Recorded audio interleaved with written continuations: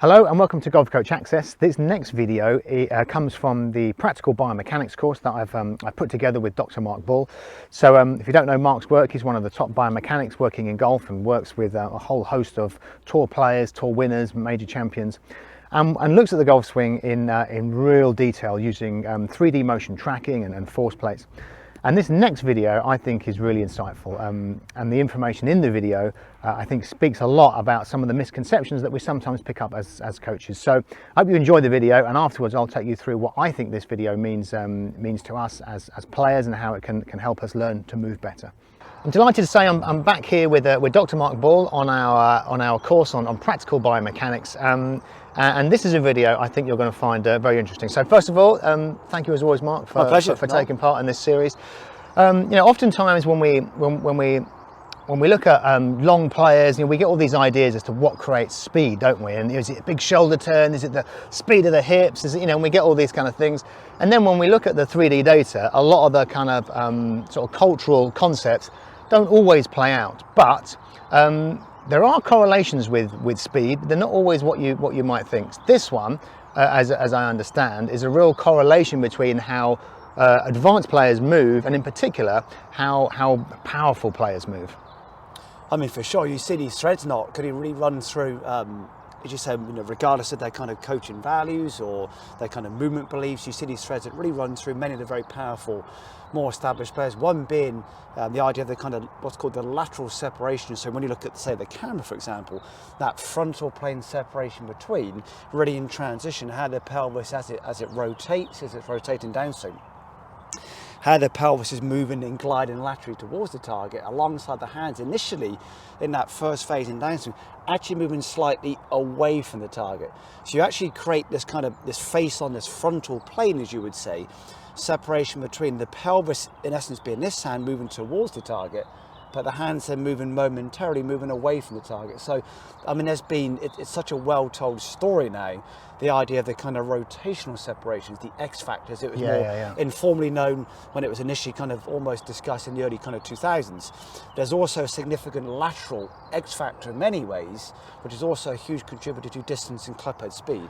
So what we're saying there then is one of these correlatory factors with advanced players is that we see in transition as they start down, as there is this stretch between the direction that the lead hip moves and the handle. That distance gets further. Absolutely right. So the handle's going that way and the pelvis is going this way. Let's have a quick look at that with our animation here. I mean, this is one of the tour players, probably a major winner, I would imagine. Talk us through what we're seeing here, Mark. Yes, you'll see kind of the animation here on screen now that as they move in transition, almost using kind of references where that lead hip is at top of backswing in relation, just call it the lead hand for easy discussion. And as they move in downswing, how both those, the pelvis and the lead hand, the pelvis in this case actually moves away from the line, and the hand, as it would be in this case, actually moves away from the line or across the line in the opposite direction. So that creates that very evident, a very notable separation in that kind of lateral direction. So again, using that pelvis moving as we would see it towards the target, the hand moving away from the target, that's a hugely powerful separation which appears in transition. And in your mind, what's that doing from a sort of physiological perspective? Really, when we look at, say, movement, it's the whole body, the foot to the ankle, into the knee and the hip, through the spine, into the neck, through the kind of shoulder blades, the scapula, along the hands and arms, into the actual, how the hands interact with the club. That whole human system, that wonderful elastic system we have, gets hugely lengthened in that very explosive, very elastic way. So, I mean, in essence, every single joint gets placed under tremendous tension, tremendous length, to have that wonderful sense of elasticity. It's called rebound more within movement. That sense of rebound as you then move into approach impact. So there's this sort of whole stretch that gets put through the system? For the whole body. But then we look at it more locally, when you look at more the local contribution that certain kind of paired segments provide. One of the real powerful areas, and again, so much attention in recent times, has been placed on the lumbar spine pelvis relative to the upper thorax. In some ways, the separation above and below the diaphragm. One of the more kind of localized areas is what happens when that lead shoulder rib cage, how they interact in transition. So when we look at it again from face on, the idea of the rib cage actually rotates into that lead arm creates tremendous, again, length, elasticity through that kind of lead shoulder part of that rib cage. When we look at it more realistically, what creates that rotation again is when we kind of move the pelvis one way, in that very playful way, and the hands that way, almost that the corresponding, the responses, we get that, the idea of that counter rotation, that stretch, that separation, then to that lead shoulder. So again, you look at how we get that stretch around that rotational interaction between that rib cage and lead arm is actually in response to the more the lateral separation between the hands and the pelvis. Fantastic, and of course, how you might see this in your own game. I suppose from a sort of more golf coach language, would you see more width in the downswing? Massively. Because obviously not more width in a beginner way, more width as the pelvis moves towards the target. And you know, if we are hell bent on trying to hit the ball or trying to rotate and get force that way, we miss that sense of moving the hands around the hand path, which creates that separation, don't we? So in short, hands need to drive the club around the hand path while the pelvis is moving, and there we have our separation. Fantastic. Which creates all this lovely stretch through the system, and as that recoils into the ball, there's our power. Precisely. So there you have it. So what Mark's saying there is that elite players or really advanced movers, we would, in particular long hitters, we would see that stretch along this frontal plane between left hip moving towards the target and the handle moving in the opposite direction.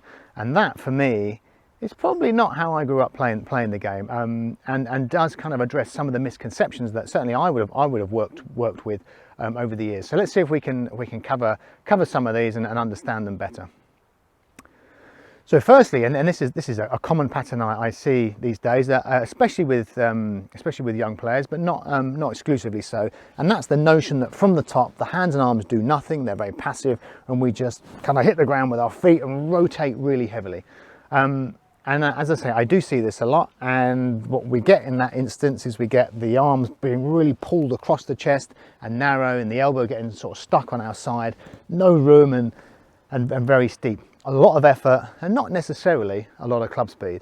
But if the handle's moving in that direction, then clearly there is a force that's being put into the handle. It's not just being driven through the body. So it's not from the ground up only. As we are moving from the ground up, we're also pulling the club in the opposite direction. And that is how we're going to get our width. It's a large part of how we get the club on plane, and it will give us that lovely sense of centered balance. Whereas if we're just hell-bent on rotating and driving this way, then you wouldn't get that lovely kind of balance of forces. I think the concept also addresses the desire to want to pull the right elbow in and get it very close to the body. I mean, most of us have worked on that at some point. So what Mark's saying then is, while the pelvis is moving that way, the hands are moving in the opposite direction. That is not the same as really trying to get close. The club does narrow somewhat, the arms do narrow, and it does come in, but not from trying to do that, as a reaction to all the other moving parts and forces in the swing. So trying to pull the elbow in and get really kind of crunchy is only going to lead to injury, steepness, and poor strike. I think the biggest thing that is addressed by that piece is the idea of movement sequencing. So the concept of moving from the ground up and moving with the feet and the knees and the hips first, then the rib cage, and then the club. Like all things, the idea of swing that sequence from the ground up is, in general, a very good idea. But you can overdo it. You can overdo most things in the swing, can't you?